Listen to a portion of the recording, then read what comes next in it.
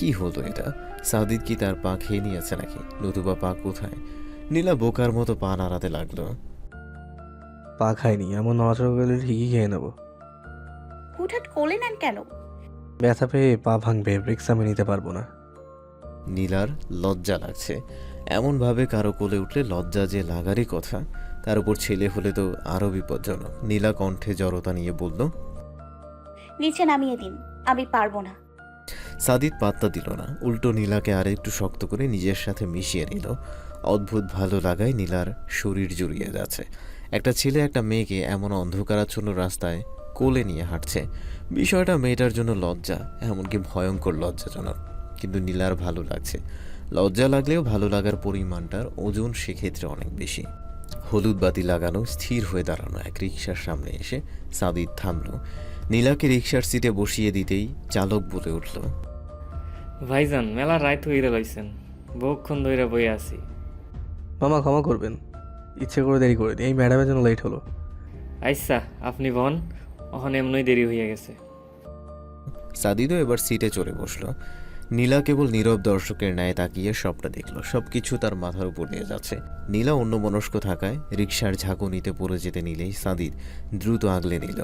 রাগী স্বরে ধমকে উঠল। খেয়াল কোথায় থাকে, এখনই পড়ে যেতে। বলেই পেছন দিয়ে এক হাত নিয়ে নীলার কোমর চেপে ধরল। সাদিদের এমন স্পর্শে নীলার শরীর কেমন যেন করছে, তাই মাথা নিচু করে বলল। ছেড়ে দিন, এবার ভালোভাবে ধরে রাখবো।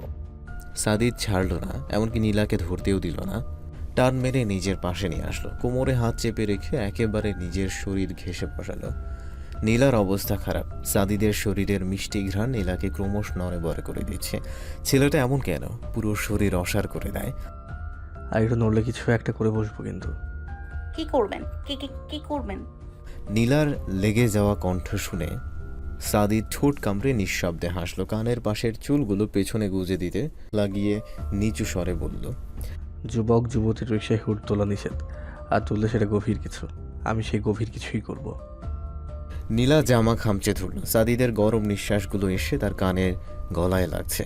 শরীর ক্রমশ শিহরিত হয়ে উঠছে। নীলা ভদ্র মেয়ের মতো নড়াচড়া থামিয়ে দিল, একেবারে স্থির কাঠ হয়ে বসল। সাদিদ দুষ্টু হেসে নীলার কানের লতিতে ঠোঁট স্পর্শ করল। নীলা চোখ মুখ খিচে অন্যদিকে তাকালো, তার নিঃশ্বাস প্রায় বন্ধ হয়ে যাবার উপক্রম। সাদিদ মুখ তুলে নীলাকে এমন অবস্থায় দেখে মৃদু হাসল। নিজের সাথে নিবিড়ভাবে জড়িয়ে দেখে আবছা অন্ধকারে নীলার লজ্জা মাখা মুখটা আবছাই দেখতে পেল। ঘুমের মধ্যে কেউ চাদর ধরে টানাটানি করাতে শান্ত আবারও টান মেরে শরীরে চাদর দিল। কিন্তু এ তো মহাবিপদ, বারবার চাদর চলে যাচ্ছে। শান্ত ঘুমে চোখ বন্ধ রেখেই জড়ানো কণ্ঠে বলল। নীলপেপি, চাদর টানিস না, শীত লাগে। কিন্তু না, আবারও চাদর টানাটানি। বিরক্তিতে শান্ত ঘুমের মধ্যেই চোখ মুখ কুঁচকে ফেলল। লাথি খাস না, রাতের বেলা এমন টানাটানি করতেছিস কেন? কিন্তু আবারও চাদরে টান পড়তেই শান্ত রেগে গিয়ে উঠে বসল। কিন্তু এ কি, রুমপুর অন্ধকারের রাজ্য, সবুজ আলোর ড্রিম লাইটটাও নেই। জানালার পর্দাগুলো টানা দেয়া। এক কথায় রুমের মধ্যে আলোর বিন্দু মাত্র ছিটে ফোটা নেই। রুমের এমন ছমছমে অবস্থায় শান্তর কিছুটা ভয় লাগলো। হাত বাড়িয়ে পাশ থেকে নীলাকে খুঁজতে লাগলো, কিন্তু নীলার কোনো চিহ্নই পাওয়া যাচ্ছে না। শান্তর এবার ঠান্ডার মধ্যে ঘাম ছুটতে লাগলো। কাপা স্বরে ডেকে উঠল। নীল! কোনো সারা শব্দ নেই। সে একটু পিছিয়ে গিয়ে আবারও ডাকলো। নীল, আছিস? দিদি ভাই, এই দিদি ভাই। শান্তর এবার সত্যি প্রচণ্ড ভয় লাগছে। নীলা প্রিয়তির নিঃশব্দতা যেন ভয়ের মূল কারণ। এখন গলা দিয়ে আরও শব্দ বের হচ্ছে না। হাত বাড়িয়ে ফোন খুঁজতে লাগলো, কিন্তু দরকারের সময় কিছুই পাওয়া যায় না। শান্তর ভয়ে কণ্ঠ লেগে আসছে, গলা দিয়ে স্বর বের হচ্ছে না। কোনো মতে বলল। কেউ কথা বলো, আমার ভয় করছে। কথার পিঠে কোনো উত্তর আসলো না, কিন্তু সাদা কাপড়ে মোড়ানো একটা বস্তু এগিয়ে আসতে লাগলো। অন্ধকারে মুখ দেখা যাচ্ছে না, কিন্তু সাদা বস্তুর মাথার পাশে লাল রঙের বৃত্তাকার দুটো লেজার লাইটের আলোর ন্যায় জ্বলতে লাগলো। শান্ত পেছাতে পেছাতে একেবারে বিছানার পাশের দেয়ালে লেগে গেছে। শরীর তার মুহূর্তেই ঘেমে চুপচুপা। এখন আর কথাও গলা দিয়ে বের হচ্ছে না, বড্ড পানি পিপাসা পাচ্ছে। সাদা বস্তু এগিয়ে এসে এবার শান্তর বিছানার সামনে দাঁড়ালো। শব্দহীন মাথা দু একবার উপর নিচ করল। শান্ত কাপা হাতে মুখ শক্ত করে চেপে ধরে আছে। প্রাণপণ ইচ্ছা উপস্থিত বস্তু যেন তাকে দেখতে না পায়। বস্তুটা এসে শান্তর বিছানার কিনারায় বসল। সাদা বস্তু স্থির হয়ে মাথা নিচু করে বসে আছে। শান্তকে এখন দৌড় দিবে, নাকি সাদা বস্তুর পাশে এভাবেই শ্বাসরুদ্ধ করে বসে থাকবে? সাদা বস্তু কিছুক্ষণ বসে থেকে বিছানায় উঠতে লাগলো। চতুষ্পদ জন্তুর ন্যায় সে বিছানায় পা গুটিয়ে উঠতে লাগলো। শান্তর চিৎকার করতে ইচ্ছে করছে, কিন্তু তার গলা কাঠ ভেতর শুকিয়ে মরুভূমি। শব্দকে এই মুহূর্তে সউচ্চারণ করাও সম্ভব নয়। জন্তুটি এগিয়ে এসে শান্তর মুখ বরাবর বসল। শান্ত দুই হাতে শক্ত করে মুখ চেপে নিঃশ্বাস সম্পূর্ণ বন্ধ করার চেষ্টায়। শরীর ঘেমে একাকার। সাদা বস্তু কিছুক্ষণ শান্তর সামনে বসে থেকে বিছানায় লম্বা হয়ে শুয়ে পড়ল। সময় যেতে লাগলো, সাদা বস্তু বিন্দুমাত্র নড়ে চড়ে না। শান্ত স্থির, দম বন্ধ হয়ে আসছে। এখান থেকে যেতে হবে, নতুবা আজ এখানেই তার শেষ নিঃশ্বাস হবে। শান্ত সাহসে কুলাচ্ছে না। সে নড়লেই বস্তু টের পাবে, কিন্তু তার দম এসে গলায় আটকে রয়েছে। যে কোনো সময় শেষ নিঃশ্বাস ত্যাগ করবে। শান্ত মুখে হাত চেপেই বিছানা থেকে লাফ দিতে গেল, কিন্তু পারল না, কেননা সাদা বস্তু উঠে বসে তার হাত চেপে ধরেছে। অন্ধকারাচ্ছন্ন রুমে কেবলমাত্র একটা ভয়ার্ত আর্তনাদ ভেসে আসলো। বইরে গেলাম। শান্ত অনবরত বিছানায় দাপাদাপি করছে। সাদা বস্তুটা তার মুখ শক্ত করে চেপে ধরেছে। মুখ দিয়ে বিন্দুমাত্র আওয়াজ বের করার সামর্থ্য শান্তর নেই। অপরদিকে অন্ধকারে এত ভয় পেয়ে শান্ত ঘেমে নেই একাকার। উনতা বিছুম ইনতা মিচু উতমাহু। হঠাৎ ভয়ঙ্কর কর্কশ কণ্ঠ শুনে শান্ত এবার কেঁদেই দিল। তার জীবনের বোধহয় আজই শেষ দিন। সাদা বস্তুটা মাথা খানিক এপাশ ওপাশ দুলিয়ে আবারও গর্জে উঠল। তিতবা ইন্দামিতু উসচিনা শান্তর বাচ্চা, তুই শাস্তি পাবি। সাদা ভূতের নিজস্ব ভাষা ছেড়ে হঠাৎ বাংলা ভাষায় নেমে আসাতে শান্ত কিছুটা অবাক হলো, কিন্তু অবাকের মাত্রা ভয়ের থেকে অনেক কম। কি করবে বা কি করা উচিত শান্তর মাথায় আসছে না। সে আকুতি জানাতে চাইল। ছে ছে সাদা ভূত এবার খানিকটা সহায় হয়ে তার মুখ থেকে হাত সরিয়ে নিল। প্লিজ ছেড়ে দিন। তুই শাস্তি পাবি, আর শাস্তি হচ্ছে আমি আজ রাতে খাইনি, তাই তোকে এখন খেয়ে ফেলবো। না। শান্ত সাহস সঞ্চয় করে চেঁচাতে গেলেই সাদা ভূত আবারও তার মুখ চেপে ধরল। সবসময় রাজহাঁসের মতো এমন চেঁচাস কেন? এজন্যই তোকে খেয়ে ফেলবো। শান্ত কেঁদে দিয়ে কিছু বলতে চাইলে সাদা ভূত আবারও হাত খানিকটা ঢিলে করে দিল। দোহাই লাগে, আমাকে ক্ষমা করে দিন। আর জীবনেও কখনো চেঁচামেচি করবো না। Good girl. মা সাদা ভূত দেখি ইংরেজিও পারে। শান্তকে ভয়ার্ত অবস্থার মধ্যে থেকেও তার অবাক চাহনি দেখে সাদা ভূত তাকে জোরে ধমকে উঠল। গুড গার্ল, কে এবার খেয়ে ফেলবো। উমা, খুব টেস্টি হবে। শান্ত শরীরের ঘ্রাণ একবার শুকে নিয়ে ভূতটা জিব্বা দিয়ে আওয়াজ করতে লাগলো। শান্ত বেচারি বাঁচার জন্য যে দোয়া পড়বে এইটুকুও গুলিয়ে ফেলছে। সে আবারও কাঁদতে কাঁদতে ভূতের কাছে আকুতি জানালো। দয়া করে আমাকে খাবেন না, আমি এখনো বিয়ে করিনি। ইনফ্যাক্ট আমি এখনো ক্রাশ ট্রাশও খাইনি। ও সরি, একটা খেয়েছি, তাও হবু দুলা ভাইয়ের ওপর। সাদা ভূত এবার হেসে ফেলল, কিন্তু পর মুহূর্তেই কাশতে কাশতে নিজের গলা পরিষ্কার করে বলল, তুই দেখি হতভাগী, আর আমি অবলাদের খাই না, তাতে রুচি আসে না। এজন্যই তোকে আমি ক্ষমা করতে পারি। আপনি মহান, আপনার হৃদয় কোমল। আপনার ন্যায় এমন ভূত সব জায়গায় সৃষ্টি হোক। চুপ, দাঁত ফেলে দেব। তুই আমাকে ভং মারিস? ঠাট্টি মারবো এক চোরেই তোর মারি খালি। বলেই ভূত আবারও হাসল। শান্ত এবার তীক্ষ্ণ দৃষ্টিতে ভূত মহাশয়কে পরখ করছে। এতক্ষণ ভয় ছিল বিধায় অন্য কিছু মাথায় আসেনি, কিন্তু এখন আসছে। ভূত মহাশয়ের কথাগুলো কার সাথে যেন মিলে যাচ্ছে, আর হাসির আওয়াজটা যেন আরও বেশি। কিন্তু এই মুহূর্তে তার মাথা কাজ করছে না। সাদা ভূত শান্তর এভাবে খুঁটিয়ে খুঁটিয়ে দেখা বুঝতে পেরে আবারও ধমকে উঠল। বেয়াদব, ফাজিল, তুই কি এখন ভূতের সর্দারের উপরেও ক্রাশ খাবি নাকি? আচমকা ধমকে শান্তর তীক্ষ্ণ দৃষ্টিতে ব্যাঘাত ঘটল। নিজের ভাবনাকে ভুল ভেবে সে ভূতের কাছে আকুতি ভরা কণ্ঠে বলল, না না, ক্ষমা করুন, হবুজ আমি বুঝতে পারিনি। আপনি রাগ করবেন না, আমাকে এবারের মতো ছেড়ে দিন। আচ্ছা, তুই যেহেতু অবুঝ, তাই তোকে আমি ক্ষমা করতে পারি, কিন্তু একটা শর্তে। ভূত মহাশয়, আমি সব শর্তে রাজি। খুব ভালো, তাহলে শোন, আজ থেকে নামধারী সকল সুদর্শন যুবককে দেখলেই তুই তাদেরকে কদমবুচি করবি, তাদের চরণ স্পর্শ করতে দ্বিধা করবি না। কিছুক্ষণ থেমে আবারও সাদা ভূত বলে উঠল, এই শর্ত যথাযোগ্যভাবে পালন করলে তো শাস্তি মওকুফ করা হবে। এই বলে ভূত মহাশয় ওনার গুরুত্বপূর্ণ বক্তব্যের ইতি টানলেন। সাদা ভূতের মুখ স্পষ্ট দেখা যাচ্ছে না, কিন্তু জানালার পর্দার ফাঁক ফোকরে যতটুকু আলো রুমে আসছে তাতে ওনার চালচলনে যে আনন্দের বহিঃপ্রকাশ ঘটছে সেটা ঠিকই বোঝা যাচ্ছে। শান্ত না চাইতেও এখন ভূতের উপর প্রবল সন্দেহ হচ্ছে। যদিও ভূতের উপর মানুষের সন্দেহ করা যুক্তিসঙ্গত নয়, কিন্তু তারপরও শান্তর হচ্ছে। বিশেষ করে ত বর্ণের নাম উল্লেখ করাতে সন্দেহটা আরও জোরদার হচ্ছে।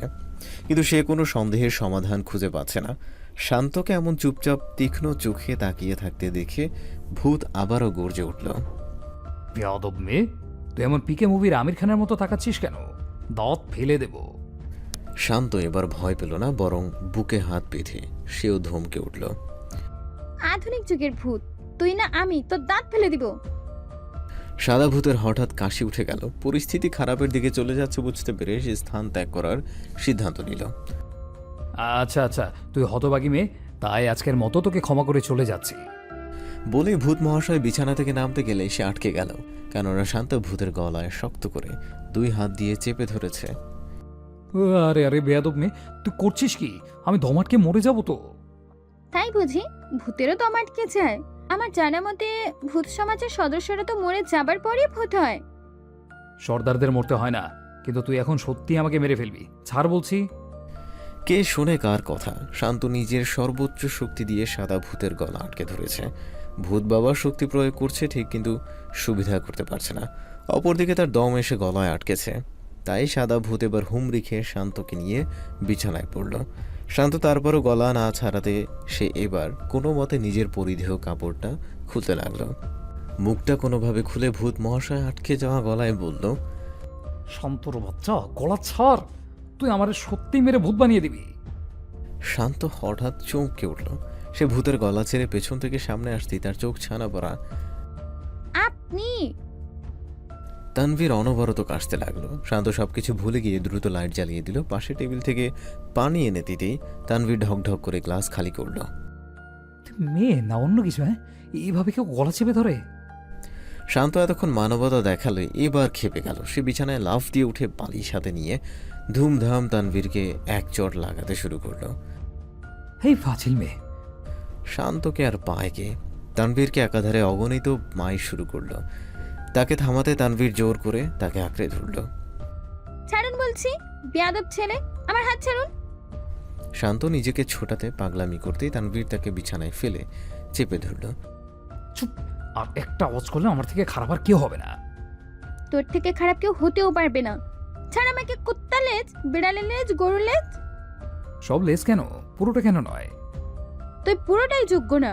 ছাড় বলছি। তানভীর এবার হেসে ফেলল। সে শান্তকে ছেড়ে পাশে শুয়ে পেট ধরে হাসতে লাগলো। শান্ত তেরে এসে আবারও মারতে গেলে তানভীর তাকে 2 হাতে আঁকড়ে ধরল। পুরোপুরি পাগল। তোর থেকে কম। আমাকে ভয় দেখিয়েছিস? এত বড় সাহস! তানভীর তারপরও হাসতে লাগলো, যা দেখে শান্তর রাগ দরদর করে বাড়ছে। হঠাৎ তানভীর রাগে ফোঁসফোঁস করা শান্তর দিকে এক দৃষ্টিতে তাকালো। শান্তর অবশ্য সেদিকে কোনো খেয়াল নেই, সে নিজেকে ছাড়িয়ে নিতে ব্যস্ত। আচমকা তানভীর শান্তকে এক প্রকার ধাক্কা মেরে নিজের থেকে দূরে সরিয়ে দিল। তাকে আর কোনো কিছু না বলতে দিয়ে সে রুম থেকে বেরিয়ে গেল। শান্ত খানিকটা ভ্যাবাচাকা খেয়ে গেলেও পরক্ষণেই রাগে গর্জে উঠল। কোথায় যাচ্ছিস? সাহস থাকলে আবার আয়। তোর হাড় কর ভেঙে আমি ভূতদেরকে 40 দাঁত খাওয়াবো। নদীর পাড়ের শীতল বাতাসে গা ক্রমশ শিহরিত হবার জোগাড়। নীলা চঞ্চল দৃষ্টি নিয়ে এদিক ওদিক ঘুরে দেখছে, মুখে তার বিস্তৃত হাসি। খুব সুন্দর। সাদিদ হাসল। সে নীলার হাতটা মুঠোতে নিয়ে সামনে এগিয়ে গেল। তীরে একটা ছিপ নৌকা বাঁধা। কি ফুল ঠিক বোঝা যাচ্ছে না, কিন্তু নৌকাটা পুরোটা জুড়ে ফুল দিয়ে সাজানো। এসব কি? কেন, ভালো লাগছে না? সেটা কথা নয়, এসবের মানে কি? আমি তো কিছুই বুঝতে পারছি না। সাদিদ আবারও হাসল। নীলা এখনো চোখ বড় বড় করে তীরে বাঁধা নৌকাটা খুঁটিয়ে খুঁটিয়ে দেখছে। সাদিদ প্রথমে নৌকায় উঠে হাত বাড়িয়ে দিল। উঠে আসো। নীলা চমকিত দৃষ্টি নিয়েই নৌকায় উঠল। সাদিদ তাকে সাবধানে নিয়ে নৌকার অপর পাশে বসিয়ে দিল। হাঁটু গেড়ে নিচু হয়ে নীলার হাত দুটো নিজের হাতে নিল। সেদিন বলেছিলাম না নৌকায় বেড়াবি কিনা, পরে এই অবস্থার জন্য কথাটা রাখতে পারিনি, তাই আজকে এইসব আয়োজন। নেভারল্যান্ডে সেদিনের কথা মনে হতেই নীলা মাথা নিচু করল। কি একটা পরিস্থিতিতে তারা সেদিন পড়েছিল। সাদিদ নীলার থুতনিতে হাত দিয়ে নিচু করে রাখা তার মুখটা উপরে তুলল। আজ আবার পূর্ণিমা রাতে কথা রাখতে পারলে মন্দ হয় না, তাই এত রাতে এখানে নিয়ে আসলাম। তোমার খারাপ লেগেছে? নীলা নিঃশব্দে হাসল। সামনের ব্যক্তিটা কি বোঝে না নীলার জন্য এই মুহূর্তটা কতটা মধুর। নীলার ঠোঁটে হাসি দেখে সাদিদ উঠে দাঁড়ালো, কেননা সে নিজের উত্তর পেয়ে গেছে। সাদিদ এক কদম যেতেই নীলার ডাক। আপনি কোথায় যান? কোথায় আর যাবো, মাঝি ভাইকে ছুটি দিয়েছি, তাই আজকের জন্য তোমার নৌকার মাঝি সাদিদ ইবনে শাহরিয়ার। আপনি মজা করছেন না তো? আমাকে দেখে এমনটাই মনে হচ্ছে? সিরিয়াস। আপনি নৌকা চালাতে পারেন? নীলা খানিক শুকনো কাশল। সাদিদ নিজের মতো বানিয়ে নিয়েছে, তাই তাকে বলেও লাভ হবে না। সাদিদ বৈঠা হাতে নিয়ে অপর পাশে বসল। প্রথম কয়েক মিনিট তাকে বেশ বেগ পেতে হলো। এদিকে যেতে চাইলে নৌকা ওইদিকে যায়। এই সময়টুকু নীলা হেসে কুটি কুটি। এত হাসার কি হলো? স্বাভাবিক একটা বিষয়। স্বাভাবিক বিষয় বিধায় হাসি আটকাতে পারছি না। ইংল্যান্ডে এত বছর পড়াশোনা করে এসে কেউ নৌকা চালাচ্ছে এমনটা সচরাচর চোখে দেখি না, তাই হাসি কন্ট্রোল হচ্ছে না। তাহলে সেটা বলো, এত কষ্ট করে হাসা দরকার কি? আমাকে বললেই তো হাসি রাস্তা বন্ধ করে দেবো। কি হাসবো নাকি? নীলা বুঝল না, তাই সে সাদিদের দিকেই তাকিয়ে আছে। কিন্তু সাদিদের নিচে ঠোঁট কামড়ানো দেখে দ্রুত চোখ ফিরিয়ে নিল। নিজের মনে আওড়ালো, অসভ্য পুরুষ। জোরে বলো, গালিগালা জোরে করতে হয়। নীলা লজ্জা পেল। জিরাফের কান বললে ভুল হবে না। নীলা ইতস্তত বোধ নিয়েই বলল, এত দূর যে চলে আসলাম কেউ যদি জানতে পারে, আপনি আগে বললে ভালো হতো।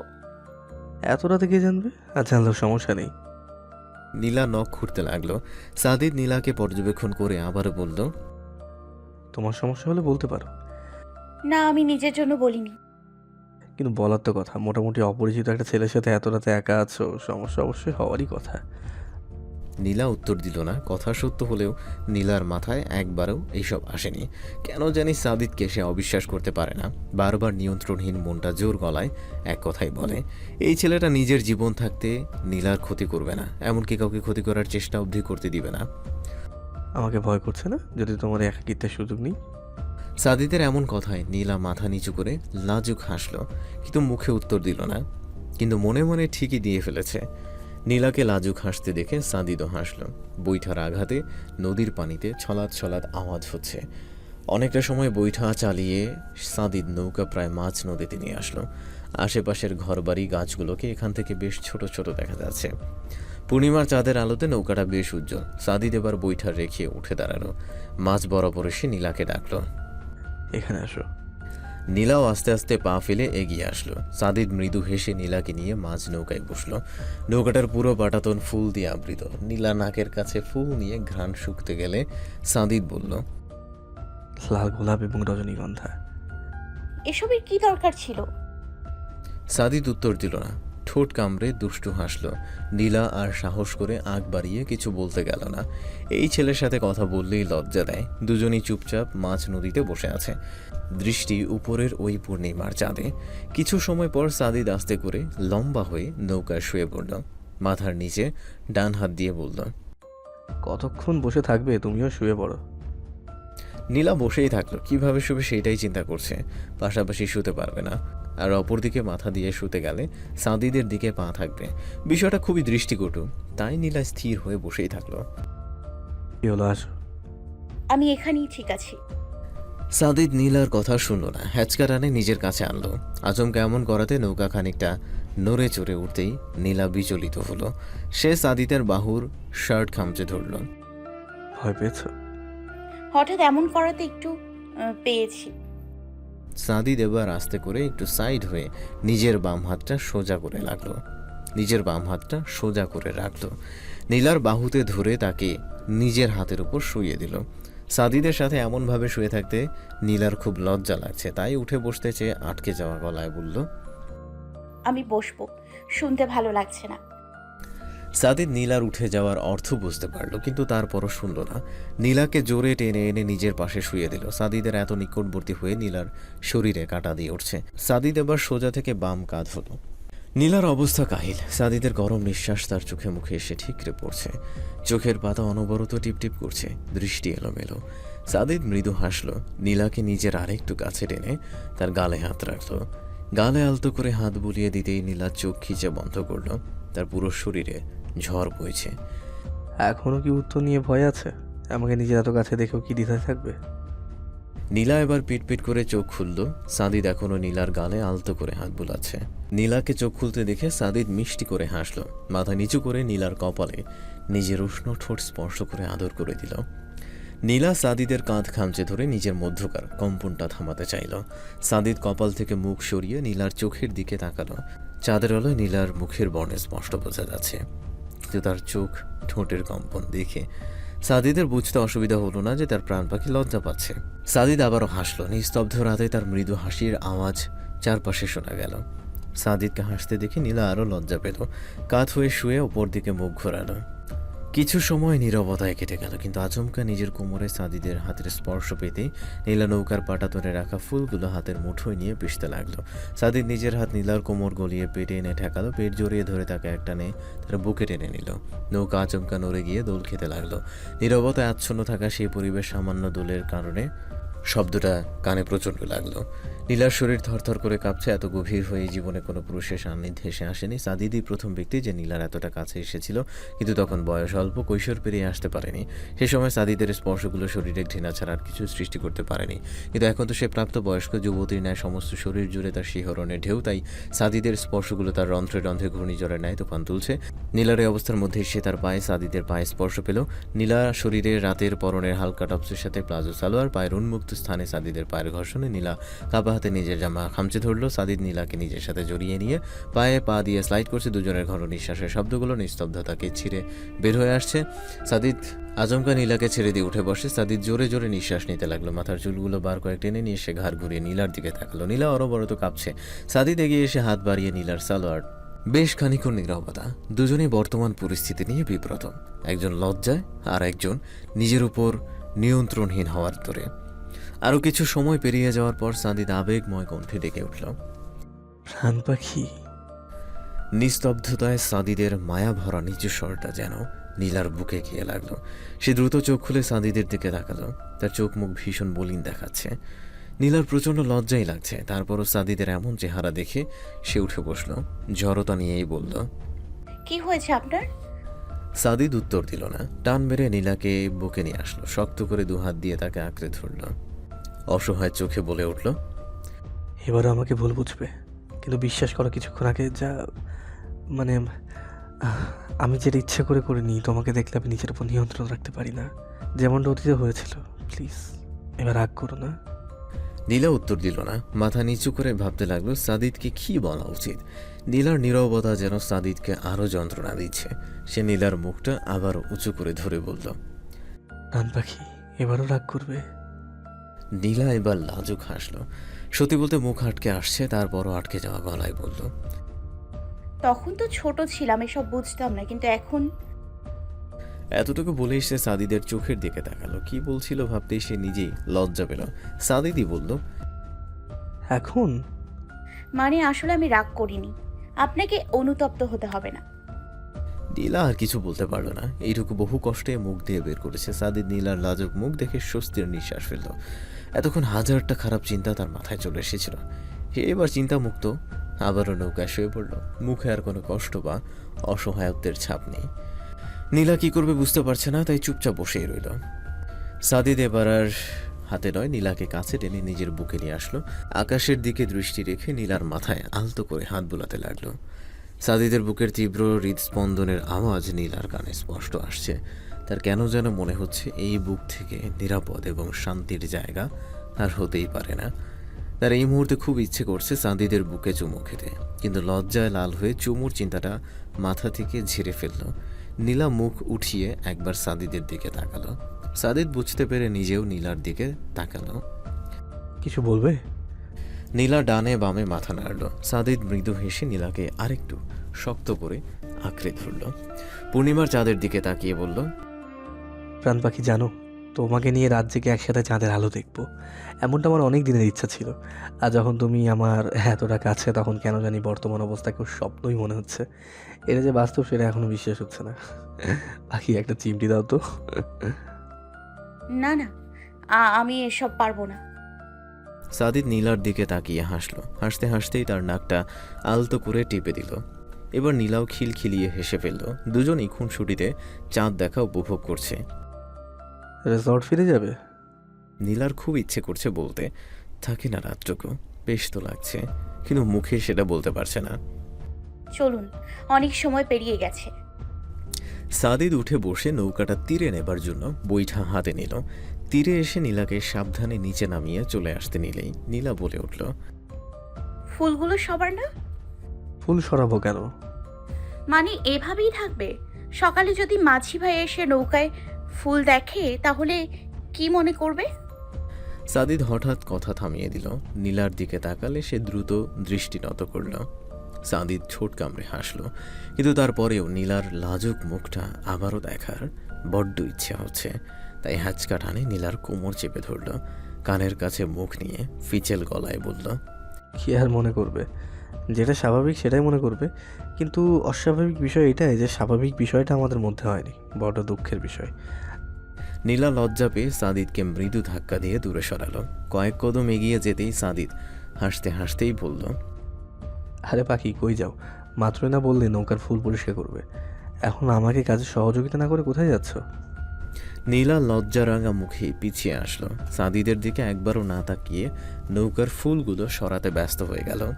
সাদিদ আর চোখে সবটাই পরখ করছে, আর নীলার অবস্থা দেখে ঠোঁট টিপে হাসছে তার লজ্জাবতী লাজুকলতা। সকালের কড়া রোদের আলোয় নীলার চোখে মুখে এসে লাগছে। পাশ থেকে আরেকটা বালিশ তুলে নিয়ে নীলা মুখ ঢেকে দিল, কিন্তু শান্তির ঘুমটা বেশিক্ষণ ঘুমোতে পারল না। কেননা শান্ত নামক অশান্ত ব্যক্তি রীতিমতো অত্যাচার শুরু করে দিয়েছে। বালিশ, গায়ের চাদর এমনভাবে টানাটানি শুরু করাতে নীলা ঘুম ঘুম কণ্ঠে বলে উঠল, ইস, যা তো, বিরক্ত করিস না। কিন্তু কে শোনে কার কথা? শান্তর অনবরত ধাক্কা ধাক্কিতে নীলার চোখের ঘুম পালালো। পিটপিট করে চোখ খুলতেই সে দেখতে পেল কোমরে হাত দিয়ে শান্ত রাগী চোখে তার দিকেই তাকিয়ে আছে। সমস্যা কি? সকাল সকাল এমন ভাবে বিরক্ত করছিস কেন? তোকে যে তুলে আছাড় দিচ্ছি না, তার জন্য শুক্রিয়া আদায় কর। নীলা ভ্রু কুচকে তাকালো। সকাল সকাল শান্তর এমন তিরিক্ষি মেজাজের কারণটা সে ঠিক আঁচ করতে পারছে না। নীলাকে সুবিধা করে দিতে শান্তই এগিয়ে আসলো। রাতে কোথায় গিয়েছিলি? শান্তর সামান্য কথাটাতে নীলার এবার কাশি উঠে গেল। দৃষ্টি এলোমেলো হয়ে সে কথা সাজাতে মনোযোগ দিল, কিন্তু পরিস্থিতি সামলানোর মতো তেমন কোনো কথা মাথায় আসছে না। আসলে না, মানে আসলে নকলে বাদ দিয়ে সত্যি করে বল। শান্তর এমন রাগী স্বরে নীলা আরও ঘাবড়ে গেল। যতটুকু সাজাতে পেরেছিল এখন সেটাও গুলিয়ে ফেলল। এমত অবস্থায় প্রিয়তি রুমে আসলো। শান্তকে আবারও রাগী চেহারায় দেখে সে হাসি মুখেই বলল, শান্ত, তুমি আবার নীলাকে জেরা করতে লেগেছ? একটা রাত নিয়ে এত পড়েছ কেন? দিদি ভাই, তুমি বাধা দিও না। তুমি না হয় অন্য ভাইয়ার সঙ্গে দেখা করতে গিয়েছিলে, কিন্তু নীল কোথায় গিয়েছিল সেটা আমাকে জানতেই হবে। আমাকে এমন বিপদের মুখে ফেলে কোথায় গিয়েছিলি তুই? মানে কি বিপদ? সেটা তোকে জানতে হবে না। তুই বল, তুই রাতে কোথায় ছিলি? নীলা এবার আর মোড়া ভাঙতে ভাঙতে উঠে দাঁড়ালো। বেশ আয়েশ করে একটা মিথ্যা কথা বলে ফেলল। ঘুম আসছিল না, তাই হাঁটাহাঁটি করতে বেরিয়ে গেছিলাম। বলেই এক প্রকার কেটে পড়ল। বিপজ্জনক জায়গা থেকে দ্রুত সরে যেতে পারলেই মঙ্গল। নীলা চলে যেতেই শান্ত রেগে গিয়ে ধুম করে বিছানায় বসল। তানভীরকে ব্লেন্ডার মেশিন দিয়ে জুস করে খেতে পারলে শান্তর বোধহয় কলিজাটা শীতল হতো। নীলা টুথব্রাশে পেস্ট নিয়ে আয়নার দিকে তাকাতেই তার হাত থেমে গেল। তার পরনে এখনও রাতের জামাটাই রয়েছে। আবারও রাতের কথাগুলো মনে পড়তেই নীলার শরীর মৃদু শিরশির করে উঠল। মনে হচ্ছে সাদিদের স্পর্শগুলো এখনও তার শরীরে কম্পন সৃষ্টি করছে। নীলা মাথা নিচু করে হাত দিয়ে মুখ ঢেকে লাজুক হাসল, আর সাদিদের লজ্জাজনক কথাগুলো মনে হতেই নিজেই আওড়ালো। অসভ্য পুরুষ। সবাই ব্রেকফাস্ট করে নিয়েছে, কেবলমাত্র নীলা সাদিদি বাকি রয়ে গিয়েছিল।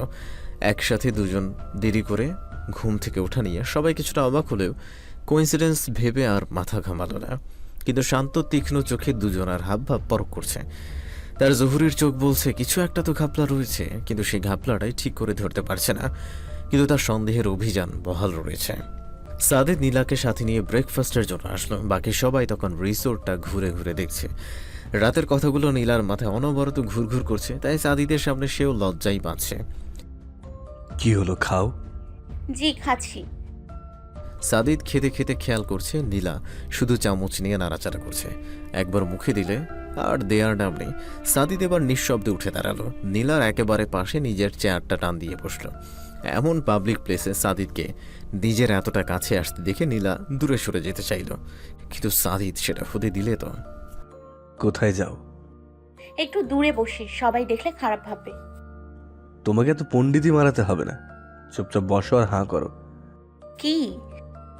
Open your mouth. একদম না, দূরে সরুন বলছি। কে শোনে কার কথা? সাদিদ নিজেই নীলাকে খাইয়ে দিতে লাগলো, আর সে নিজেও খেয়ে নিল। নীলা তো লজ্জায় প্রায় শেষ। এক প্লেট, এমনকি একই স্পুন দিয়ে তারা খাবার খাচ্ছিল। সাদিদের অবশ্য সেদিকে বিন্দুমাত্র খেয়াল নেই। সে কেবল মনোযোগ সহকারে খাবার শেষ করেছে। পাখি, ক্যাপুচিনো কফি না ক্রিমি ল্যাটে?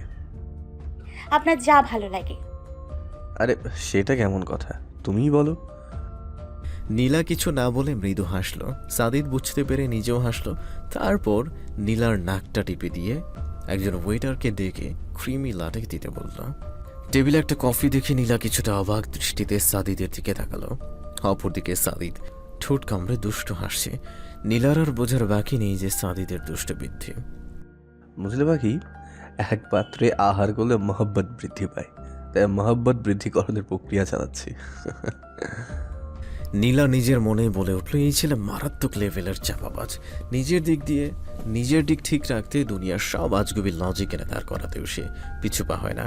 সাদিদ নীলার কুচকানো কপাল দেখে মৃদু হাসল। তারপর নীলার দিকেই প্রথমবার কফিটা এগিয়ে দিল।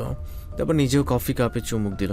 তারপরে বেশ খুশি হয়ে বলে উঠল, লাজবাব। জীবনে এত কফি খেয়েছি কিন্তু এত টেস্টি কখনোই মনে হয়নি। All credit goes to. এতটুকু বলেই সাদিদ থেমে গেল। নীলার দিকে খানিকটা ঝুঁকে এসে ফিসফিসিয়ে বলে উঠল, মাই গোয়েন্স lips, it's really delicious babe. বলে সাদিদ ছোট্ট করে নীলার কানের লতিতে চুমু খেল। নীলা কারেন্টের শক খেয়েছে, এমনভাবে মাথা নিচু করে পিছিয়ে আসলো। হার্টবিট তার অস্বাভাবিক হারে বেড়ে গিয়েছে। এই ছেলে না জানি কোনো একদিন তার অসভ্য কথাবার্তায় আর কাজকর্মে নীলার অ্যাটাক ফ্যাটাক করিয়ে ফেলে। নীলার লজ্জা রাঙা মুখটা দেখে সাদিদ মাথা চুলকে নিঃশব্দে হাসল। এই মেয়েটার সামনে থাকলেই তার ভয়ঙ্কর সব কাজ করে ফেলতে ইচ্ছে করে। নিজের এমন নিয়ন্ত্রণহীন কাজ কারবারে সাদিদ এবার নিজেই হাসল। নীলা তার দিকে মাথা তুলে তাকাতেই সাদিদি আবার বলল, আর অপেক্ষা করা যাচ্ছে না। লজ্জায় তোমার এই লাল লাল মুখটা দেখলে আমারই অবস্থা খারাপ হয়ে যায়। নিজেকে নিয়ন্ত্রণ রাখাটা আসলে দুঃসাধ্য হয়ে ওঠে। নীলার পক্ষে আর সম্ভব নয় এইসব লাগাম ছাড়া কথাবার্তা হজম করা। তাই সে যাওয়ার জন্য উঠে দাঁড়ালো, কিন্তু সাদিদ দ্রুত তার হাতের কবজিতে ধরে আটকে দিল। আচ্ছা, বসে কফিটা শেষ কর, আর কিছুই বলবো না। সত্যি তো? আমার পাখি, সত্যি। নীলা মুচকি হেসে চেয়ারে বসল। সাদিদও এবার ভদ্র ছেলের মতো নিজের লাগামহীন কথাবার্তা বন্ধ করল।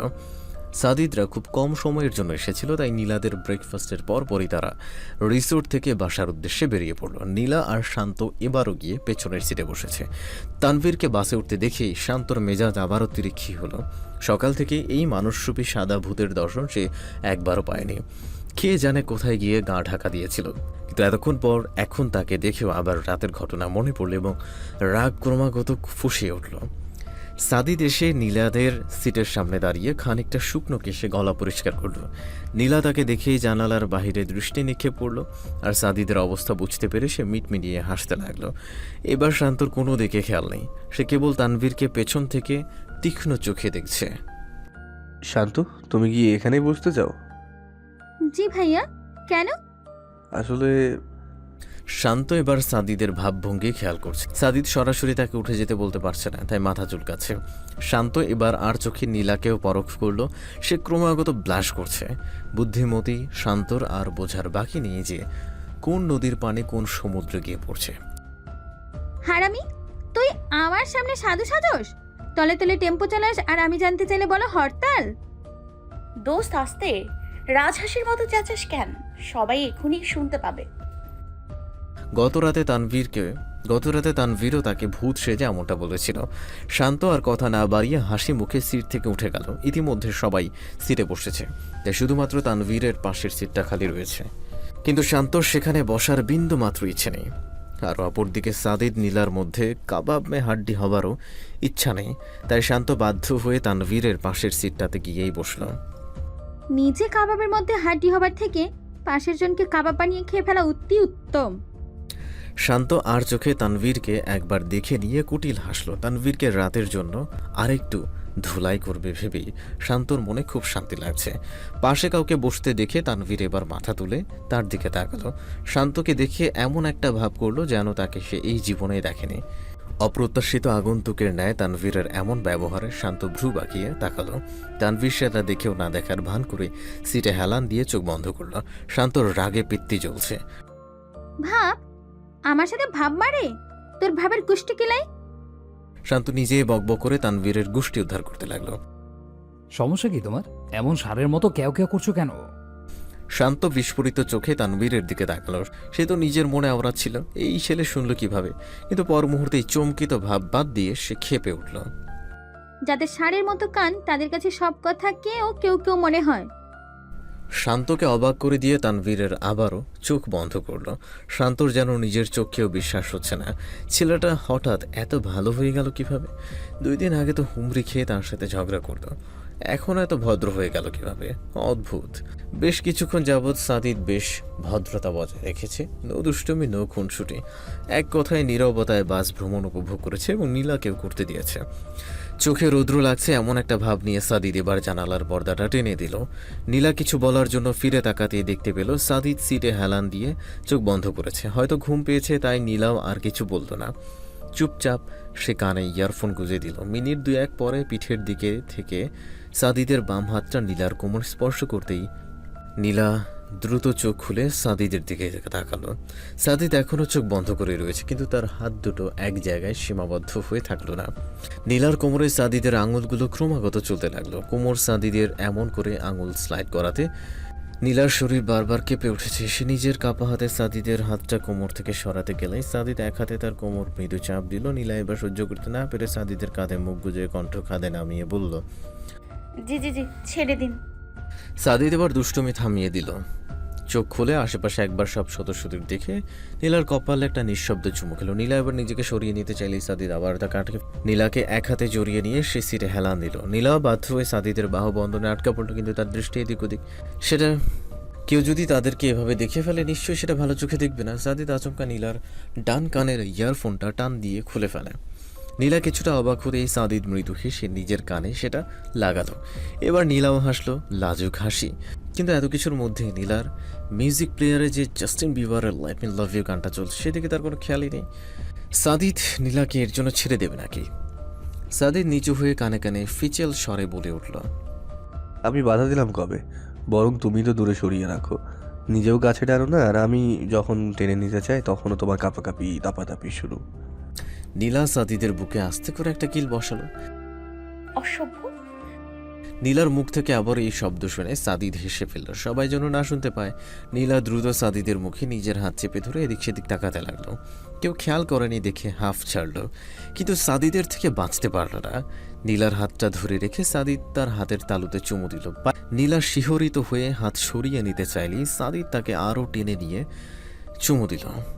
সাদিদের থেকে ছাড়া পেয়ে নীলা লজ্জায় লাল নীল হয়ে সিটে হেলান দিয়ে চোখ বন্ধ করল।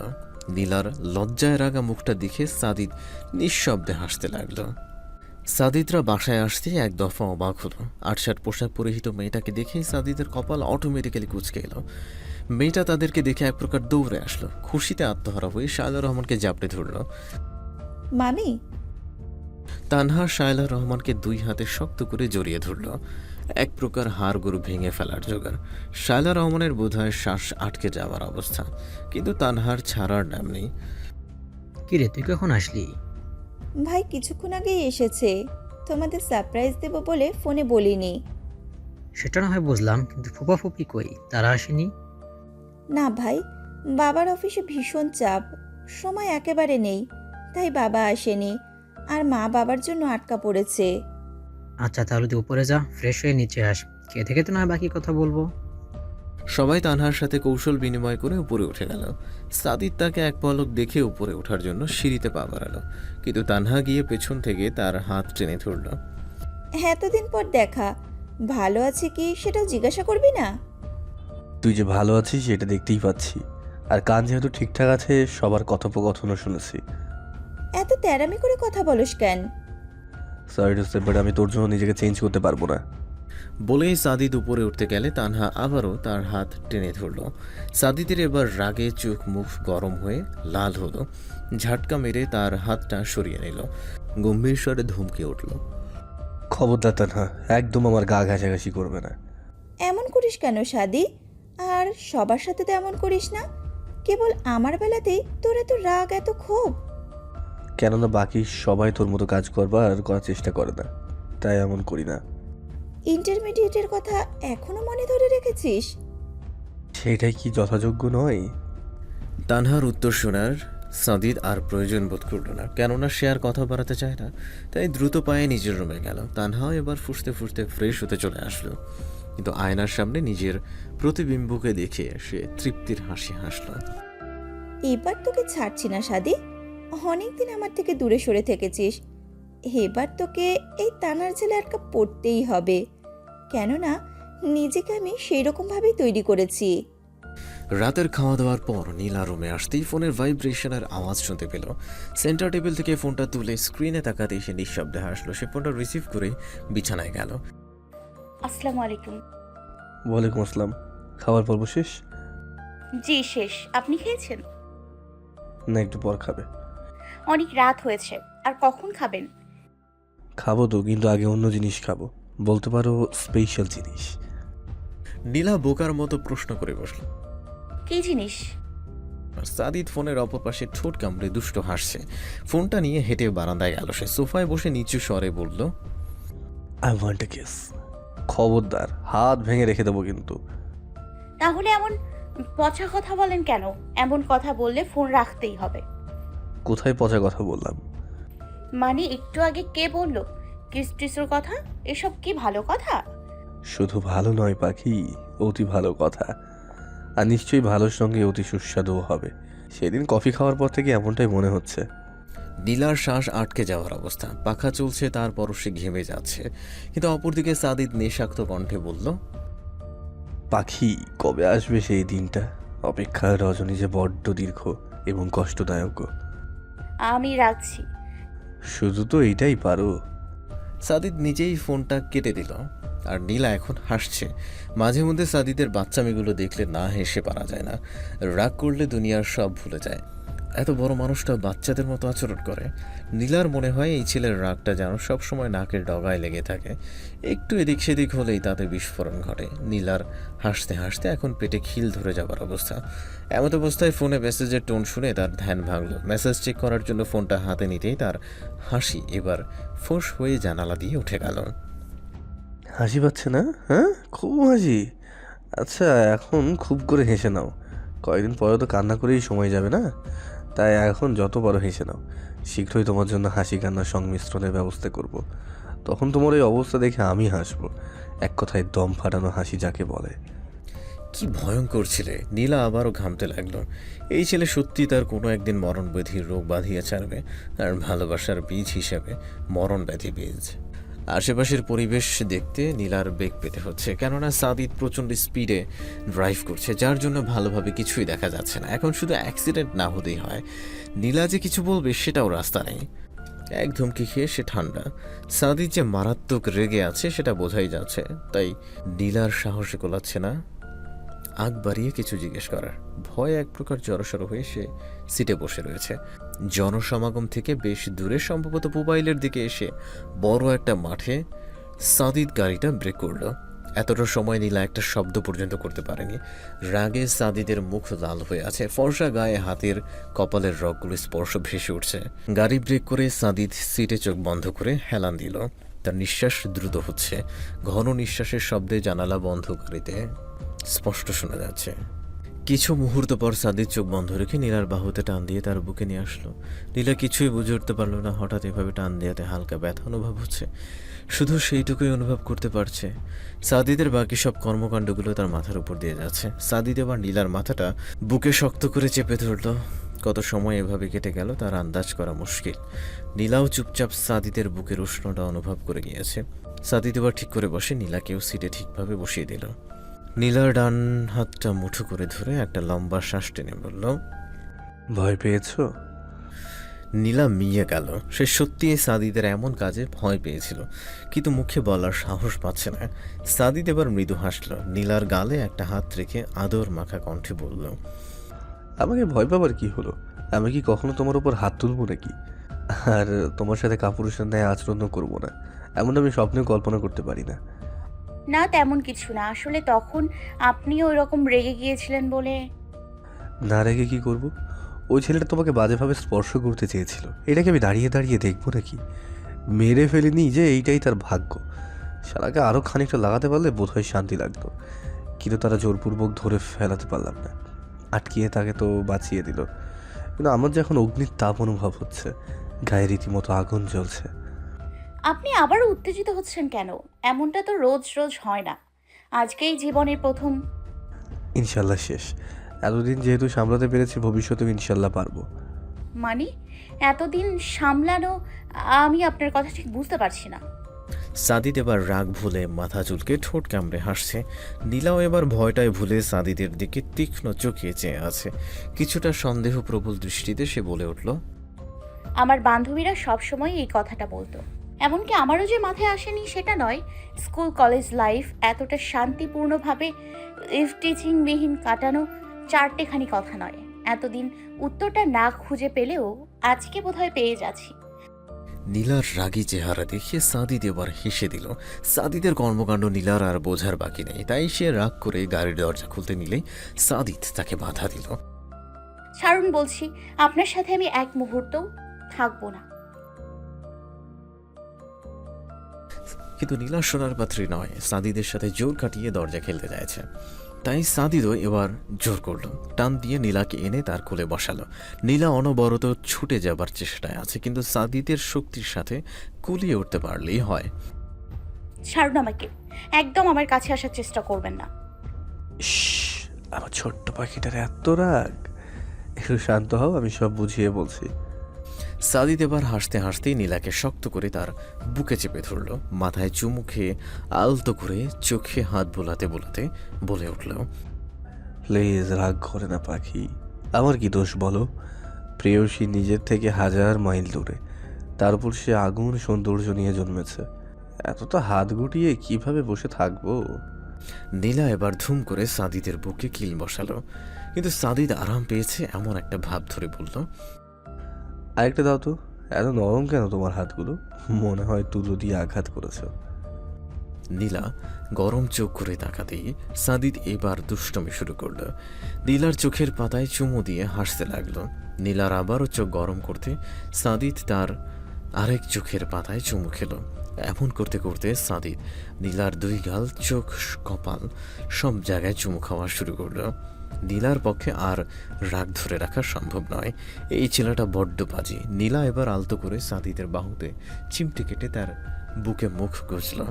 সাদিদ তাকে বাহু বন্ধনে আগলে দিয়ে বলল, মহারানীর রাগ কমেছে? না, কমেনি। এমনটা করলে রাগ কমবে কিভাবে? পাখি, আমি বাধ্য ছিলাম। তাই বলে আমার উপর নজর রাখবেন? কারো উপর এমনভাবে নজর রাখা ঠিক? আপনিই বলেন। একদম ঠিক নয়, কিন্তু পাখি আমার দিকটা একটু দেখো।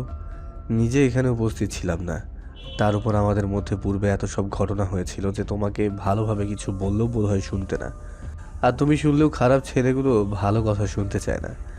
তাই আমার অবর্তমানে তোমার যেন কোনো রকম ক্ষতি করতেই না পারে, সেই জন্যই এত নিরাপত্তা। ইচ্ছে করে তোমার উপর গোয়েন্দাগিরি করিনি, তোমার উপর আমার অঢেল বিশ্বাস রয়েছে, কিন্তু এই সমাজের মানুষরূপী কিছু অমানুষের উপর বিন্দুমাত্র নেই। তাই এইসব নজর টজরের ব্যাপার, এখানে আমার কি দোষ বলো? হ্যাঁ, সেটাই। আপনি কি কখনো নিজের দোষ দেখেন? আপনি হচ্ছেন শুদ্ধ সাধু সন্ন্যাসী, যারা সকল প্রকার দোষ পাপ থেকে মুক্ত, একেবারে নিট অ্যান্ড ক্লিন। সাদিদ নীলার কথায় হাসল। রাগের তেজস্বী হয়ে থাকা প্রাণ পাখিকে লজ্জায় ফেলতে নীলার লাল হয়ে যাওয়া নাকটাকে নিজের নাকটা ঘষা দিল। নীলা তাতে মৃদু কেঁপে উঠল। সাদিদ নীলার নাকে নাক ঘষতে ঘষতেই নেশাক্ত হয়ে বলে উঠল, নিজেকে সঙ্গীর স্পর্শ থেকে দূরে রেখে জীবনের মূল্যবান অল্প সময়টুকু নষ্ট করতে পারবো না। আমি তো জীবনকে আমার প্রাণ পাখি সে উপভোগ করতে চাই। আমার ছোট্ট একটা সংসার সাজাতে চাই। ছোট ছোট হাত পা নিয়ে আমাকে জড়িয়ে ধরবে, আধো আধো বলিতে বাবাই বলে ডাকবে। এরকম অসংখ্য প্রিন্স অ্যান্ড প্রিন্সেসের বাবা হতে চাই। এত সব ইচ্ছেগুলো কি সাধু সন্ন্যাসী হয়ে পূরণ করা সম্ভব? নীলার শরীর থরথর করে কাঁপছে। এই ছেলেটা তাকে না একদিন হাঁপানির রোগী বানিয়ে ফেলে। আর কথার কি ধরন, পুরো নির্লজ্জের কারখানা। লজ্জা শরম সব খেয়ে নিয়েছে। নীলার উত্তর না পেয়ে সাদিদ নীলার পিঠে হাত দিয়ে তাকে আরেকটু কাছে টেনে দিল। সিটে মাথা ঠেকিয়ে নীলার গালে এক হাত রেখে বলল, আমার ইচ্ছেগুলো পূরণ করবে না? আমাকে বাবাই বলে ডাকবে, তাদেরকে আনবার ব্যবস্থা করবে না? নীলার পক্ষে আর সহ্য করা সম্ভব নয়। দম প্রায় আটকে আসছে। সাদিদের কথাগুলো নীলার শরীরে ক্রমশ কাঁটা দিয়ে উঠছে। তাই এবার এক প্রকার জোর খাটিয়ে সাদিদের থেকে সে দূরে যেতে চাইল, কিন্তু সাদিদ তাকে আরও টেনে ধরল। নীলার কাঁধে নাক ঘষতে ঘষতে নেশালো কণ্ঠে বলে উঠল, আরে পালাচ্ছ কেন? তুমি চাইলে যে আমি তোমাকে নিজের থেকে পালাতে দেব না। পাখি, এখনো অনেক পথ চলার বাকি, এখনো অনেকগুলো স্বপ্ন বুনন করবার বাকি। এগুলো না করে কোথায় যাও? প্লিজ ছাড়ুন, আমার শরীর কেমন যেন করছে। সাদিদের ফিচেল কণ্ঠের লজ্জা পানে নীলা এবার পুরোপুরি চুপসে গেল। লজ্জায় তার গাল নাক লাল হয়ে যাচ্ছে। নীলা এই অবস্থা দেখে সাদিদ ঠোঁট কামড়ে কানের কাছে মুখ লাগিয়ে বলে উঠল, বাট পাখি, I think it's not possible at the moment. We will have to wait for the right time. Sadid এতটুকু বলে থামল। নীলা চোখ বন্ধ করে রয়েছে। লজ্জায় সারা মুখ তার লাল হয়ে মৃদু কাঁপছে। সাদিদ নীলার বন্ধ চোখে ফু দিল। নীলা তাতে টিপটিপ করে চোখ খুলতেই সাদিদ নিজের মুখটা একেবারে নীলার কাছে নিয়ে গিয়ে বলে উঠল, পাখি, soon I will arrange that right time. Then do whatever you want. I won't stop you. In fact, you may need to stop me. বলেই সাদিদ নীলার কোমরে জোরে চাপ দিল। নীলা মৃদু ব্যথায় আহ করে শব্দ করে উঠতেই সাদিদের মুখে দুষ্টু হাসি দেখে আবারও লজ্জায় কুকড়ে গেল। সে হাত দিয়ে মুখ ঢেকে সাদিদের বুকে হেলে পড়ল। আটকে যাওয়া গলায় নিচু স্বরে বলল, অসভ্য পুরুষ, নির্লজ্জ পুরুষ, একেবারে বাজে পুরুষ। সাদিদ আজ সারাটা দিন নীলাকে নিয়ে ঘুরে বেরিয়েছে। এতটা লং ড্রাইভের জন্য নীলার সন্ধ্যার পরপরই না খেয়ে ঘুম দিয়েছে। নার্গিস খাতুন এক দফার ডেকে গেছে, কিন্তু নীলার উঠবার নামগন্ধ নেই। তাই তিনি সেন্টার টেবিলে এক গ্লাস দুধ রেখে গিয়েছেন। যদিও দুনিয়া উল্টে গেলেও তিনি এই দুধের গ্লাস খালি করবে না। তারপরও যদি খিদে লাগলে খেতে পারে, সেজন্যই রাখা। ঘড়ির কাঁটা টিকটিক করে 10:15 এসে ঠেকেছে। নার্গিস খাতুনও এবার ডাইনিং টেবিল গুছিয়ে শোবার রুমে গিয়েছেন। সারাদিন তো আর বসে থাকেন না। মানুষ কম হলেও তাকে এক হাতে সব কিছু সামলাতে হয়। নার্গিস খাতুন নীলার রুমের সবুজ রঙের ড্রিম লাইটটা জ্বালিয়ে দিয়েছেন। তাই অন্ধকার রুমে একজন মানুষের ছায়া স্পষ্ট দেখা যাচ্ছে। রুমের বারান্দায় অল্প আওয়াজ হতেই নীলা আরেক পাশ ফিরে কাঁথা মুড়ি দিল। ছায়াটা গুটি গুটি পায়ে এগিয়ে এসে বিছানার সামনে দাঁড়ালো। নীলাকে এলোমেলো হয়ে ঘুমাতে সে দেখে নিঃশব্দে হাসল। তারপর এগিয়ে গিয়ে দরজাটা লক করে দিল। নীলা বেঘরে ঘুমাচ্ছে। চুল বেনুনি পর্যন্ত করেনি, তাই একেবারে এলোমেলো হয়ে আছে। মধ্যরাতে প্রেয়সীর রুমে হামলাকারী প্রেমিক মুগ্ধ চোখে তার প্রাণ পাখিকে দেখছে। সাদিদ এবার এগিয়ে এসে বিছানায় বসল। নীলার মুখের উপর পড়ে থাকা এলোমেলো চুলগুলোকে আলতো হাতে সরিয়ে দিল। এক দৃষ্টিতে অপলক চেয়ে থেকে নিচু হয়ে নীলার কপালে গভীর ভালোবাসায় চুমু এঁকে দিল। ঘুমের মধ্যে উষ্ণ স্পর্শে নীলা মৃদু কেঁপে উঠতেই সাদিদও আবারও নিঃশব্দে হাসল। প্রাণ পাখিকে সুন্দর ঘুমটা থেকে জাগানোর তার বিন্দু মাত্র ইচ্ছে করছে না, কিন্তু তার পরশে যে কাজটা করা অতি জরুরি। সাদিদ নীলার মাথায় হাত বুলাতে বুলাতে মৃদু স্বরে ডাকল, প্রাণ পাখি। নীলা অপর পাশ হয়ে শুয়ে পড়ল, কিন্তু তার ঘুম ভাঙল না। সাদিদ উঠে গিয়ে অপর পাশে আসলো। নীলার গালে আলতো করে হাত বুলাতে বুলাতে আবারও ডাকল, প্রাণ পাখি ওঠো, আমি এসে গেছি তো। নীলা এবার ঘুম ঘুম চোখে চোখ খুলে তাকাবার চেষ্টা করল। হালকা আলোয় সাদিদের প্রতিচ্ছবি দেখে সে ভাবল স্বপ্ন দেখছে, তাই মৃদু হেসে আবারও চোখ বন্ধ করল। সাদিদ নীলার কর্মকাণ্ড দেখে এবার ছোট্ট করে একটা শ্বাস টানলো। পাশের কেটলি থেকে পানি নিয়ে অল্প একটু পানি ছিটা দিতেই নীলা দ্রুত চোখ খুলে তাকালো। অবিশ্বাসের ন্যায় সাদিদকে দেখে চিৎকার দিতে গেলেই সাদিদ তার মুখ চেপে ধরল। এই একদম না, আমি তো ভয় পাচ্ছ কেন? সাদিদ মুখ থেকে হাত সরিয়ে নিতেই নীলা ঘুম ঝরানো কণ্ঠে ফিসফিসিয়ে বলে উঠল, ভয় পাবো না? এমন ভূতের মতো এত রাতে এখানে কি করছেন? ফোন কই তোমার? কেন? ফোন দিয়ে কি কাজ? কেননা সেটা দিয়ে এখন তোমার মাথা ফাটাবো। আর এবার কণ্ঠ খানিকটা খাদে নেমে গেল। ফোন সংক্রান্ত কোনো বিষয় নিয়ে হয়তো সাদিদ এত রাতে এসেছে, তাই পাশে ড্রয়ার থেকে চুপচাপ ফোনটা হাতে নিল। কিন্তু ফোনের লক খুলে স্ক্রিনে চোখে যেতেই নীলা একটা শুকনো ঢোক গিল। ভয়ে ভয়ে সাদিদের দিকে তাকাতেই সাদিদের কপাল কুঁচকে রাগ প্রকাশ করার পদ্ধতিটা দেখতে পেল। কি এবার বুঝতে পেরেছো এত রাতে এখানে কেন? সরি, আসলে ফোন সাইলেন্ট মোডে ছিল। কলেজ থেকে তো সোজা আপনার সাথেই ছিলাম। তারপর আর জেনারেল মুড অন করতে ভুলে গিয়েছি। নীলার এলোমেলো দৃষ্টি দেখে সাদিদ এবার মুচকি হাসল। কাছে বসে নীলার সামনে আসা চুলগুলো কানের পেছনে খোঁজে দিল। নীলাও এবার মৃদু হাসল, কিন্তু পর মুহূর্তেই প্রায় চেঁচিয়ে উঠল। আপনি এত রাতে আমার রুমে কিভাবে আসলেন? যেভাবে বাকি মানুষজন আসে, আই মিন হেঁটে হেঁটে। এটা আমার প্রশ্নের উত্তর নয়, সত্যি করে বলুন। আমার হাতে কোনো রাস্তা ছিল না, তুই ফোন ধরছিলে না, তার উপর তোমার জন্য বাসায় সবাইকেও এখন জানাতে পারবো না, তাহলে বারান্দা ছাড়ার উপায়টা কি? আপনি বারান্দা দিয়ে এসেছেন, কিন্তু কিভাবে? একটু কষ্ট হয়েছে, বাট ব্যাপার না। নীলা এবার উঠে গিয়ে রুমের এলইডি লাইটটা দিয়ে দিল। তীক্ষ্ণ চোখে সাদিদকে উপর থেকে নিচ পরখ করতে লাগলো। আরে বেবি, এইভাবে দেখার কি আছে? I am totally fine. এইভাবে গুটুর গুটুর করে দেখো না তো। It's embarrassing me. You know না, আই এম এ শাই বয়। সাদিদের বলার ধরন আর এক্সপ্রেশন দেখে নীলা মুখ চেপে হাসলো, কিন্তু তারপর কপর রাগ দেখিয়ে বলল, আপনি লাজুক হলে পৃথিবীতে নির্লজ্জের ডেফিনেশন পাল্টে যাবে। কেন? আমি এমন কি কাজ করলাম যে আমার নামে এমন অপবাদ রটাচ্ছ? বলো, আমি কি তোমাকে কখনো জাপটে ধরে এলো পাতাড়ি চুমু খেয়েছি? নাকি কখনো ফ্রেঞ্চ কিস করেছি? না তোমাকে বেডে নিয়ে দোহাই লাগে, থামুন।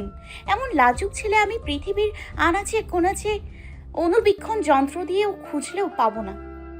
নীলা দুই হাত কানে চেপে ধরে প্রায় চেঁচিয়ে কথাটা বলল।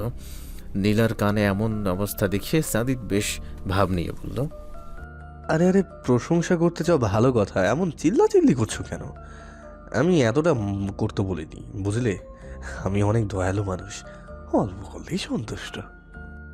সাদিদের এমন বেপরোয়া ভাব দেখে নীলা পারছে না নিজের চুল নিজেই টেনে ছিঁড়তে। সবটা যে নীলাকে হেনস্থা করার পায়তারি সেটা তার বুঝতে কষ্ট হচ্ছে না। নীলার এমন অসহায় ফেস দেখে সাদিদ এবার হেসে দিল। এগিয়ে এসে নীলার গালে হাত রেখে কপালে ছোট্ট করে চুমু খেল। আচ্ছা, আর বলবো না, এখন এখানে বসো, একটা ইম্পর্টেন্ট কাজ আছে। সাদিদ নিজেই নীলাকে টেনে এনে বিছানায় বসালো। তারপর নীলার পড়ার টেবিলের উপর থেকে নীল রঙের একটা শপিং ব্যাগ নিয়ে আসলো। নীলা অবাক চোখে দেখছে নিজের রুমে এই জিনিসটা রাখা, কিন্তু সে ঘুমানোর সময় দেখল না। এখন কোথা থেকে কে আসলো? নীলার চিন্তা ভাবনার মধ্যেই সাদিদ এসে তার পাশে বসলো। ব্যাগটা নীলার হাতে দিয়ে বলে উঠল, তোমার জন্য। কি এটা? নীলা ব্যাগটা খুলতেই অবাক চোখে সাদিদের দিকে তাকালো। অপরদিকে সাদিদের ঠোঁটের কোণে মিষ্টি হাসি। একটা রেড কালারের ওয়েটলেস জর্জেট শাড়ি, যার ফুল বর্ডার গোল্ডেন স্টোনের কারুকার্যে তৈরি করা। নীলা শাড়িটার উপর আলতো হাতে ছুঁয়ে দিল। শাড়িটা খুব সুন্দর হয়েছে, সাদিদের পছন্দ আছে বলতে হবে, কিন্তু শাড়ির সাথে ম্যাচিং করা টাই আপ ব্লাউজ সহ অন্যান্য প্রয়োজনীয় জিনিস দেখে নীলা লজ্জা না পেয়ে থাকতে পারল না। নীলার মুখে ঈষৎ লালাভ বর্ণ দেখে সাদিদ দুষ্টু হেসে বলল, লজ্জা পাওয়ার কি আছে? এগুলো ছাড়া কি শাড়ি পরা যায় নাকি? আপনি একটা নির্লজ্জ। আরে এইটা কেমন কথা? যদি বাকি জিনিসগুলো না আনতাম তাহলে হয়তো এই অপবাদটা মানা যেত। উইদাউট ব্লাউজে তোমাকে কতটা লোভনীয় লাগতো সেটা আন্দাজের বাইরে। আমি এত কষ্ট করে নিজেকে সংবরণ করলাম, আর তুমি কিনা আমাকে এমনটা বলছো?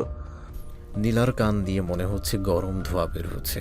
দোষটা তারই, কেননা সে ভালোই জানে সাদিদ কেমন ঠোঁট কাটা স্বভাবের, তারপরও সে যেচে গিয়ে বারবার লজ্জায় পড়ে। নীলার অবস্থা দেখে সাদিদ ঠোঁট টিপে হাসছে। প্রাণ পাখিটাকে আর জ্বালাতে চায় না, তাই উঠে দাঁড়িয়ে বলল, আখি, শাড়িটা দ্রুত পরে দাও, আমি বারান্দায় ওয়েট করছি। হয়ে গেলে বলে দিও, ঠিক আছে? মানে এখন শাড়ি পরবো? জি মহারানী, এখনই পরবেন। কিন্তু সেটা সম্ভব। কেন? এই না আবার অসম্ভবের কি আছে? নীলা এদিক সেদিক তাকিয়ে হাতের নখ খুঁটে যাচ্ছে।